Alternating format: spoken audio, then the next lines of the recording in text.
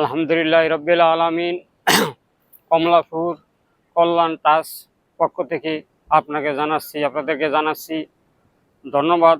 যাই হোক, কমলাপুর কল্যাণ ট্রাস্ট মানুষের মানবতা কল্যাণের জন্য কাজ করতে আসি, এর জন্য তাদেরকে ধন্যবাদ জানাই। যারা সহযোগিতা করছেন তাদেরকেও ধন্যবাদ জানাই। একটি মহৎ কাজ।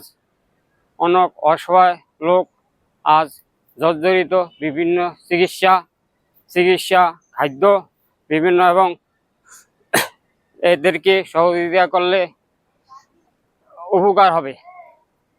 মানুষের জন্যই তো আজ অনেক মানুষ বিনা চিকিৎসায় মারা যাইতে আছে।